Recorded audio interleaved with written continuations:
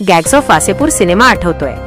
दिवसाढवळ्या घरात घुसून किंवा कार्यालयात घुसून गोळीबार केल्याचे सीन तुम्ही पाहिला असेल। सिनेमात दिसणारा हा प्रसंग बिहारमध्ये प्रत्यक्षात घडलाय आणि गोळीबाराची ही घटना सीसीटीव्हीत कैद झाली आहे। पॅरोलवर बाहेर आलेल्या गुंडाची गोळ्या झाडून हत्या करण्यात आली आहे। बिहारमध्ये गुंडाराज सुरू असून राष्ट्रपती राजवट लागू करा अशी मागणी विरोधक करत आहेत। चंदन मिश्रा हा गुंड नुकताच पॅरोलवर सुटला होता। चंदनवर हत्या, खंडणी असे गंभीर स्वरूपाचे गुन्हे दाखल होते। 2011 मध्ये बक्सर येथील व्यावसायिक राजेंद्र केसरींची हत्या करण्यात आली होती। या हत्येप्रकरणी चंदन आणि त्याचा साथीदार शेरू सिंग या दोघांना न्यायालयाने दोषी ठरवत जन्मठेपेची शिक्षा सुनावली होती। चंदन गेल्या 12 वर्षांपासून पाटणातील कारागृहात शिक्षा भोगत असून काही दिवसांपूर्वी तो उपचारासाठी पॅरोलवर सुटला होता। 18 जुलैला त्याच्या पॅरोलचा कालावधी संपणार होता। चंदनवर पाटण्यातील खासगी रुग्णालयात उपचार सुरू होते।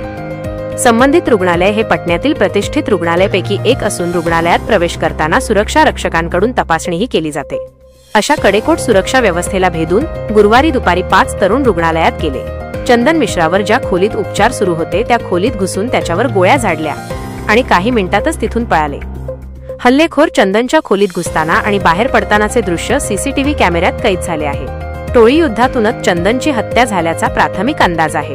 चंदन आणि शेरू हे आधी साथीदार होते। कालांतराने त्यांच्यात मतभेद झाले आणि शेरू टोळीतून बाहेर पडला।